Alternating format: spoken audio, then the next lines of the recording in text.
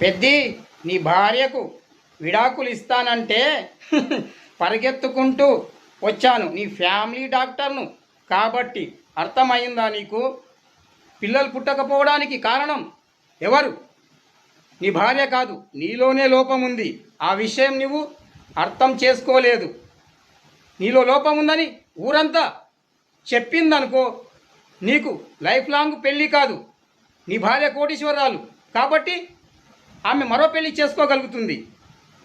చివరకు నువ్వు ఒంటరివాడు అయిపోతావు. చివరి దశలో నిన్ను ఎవ్వరూ పట్టించుకోలేరు.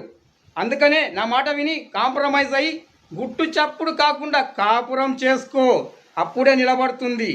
కానీ లేదంటూ విడాకులంటూ పరిగెడితే నీకు లైఫ్ లాంగు తప్పదు వియోగం.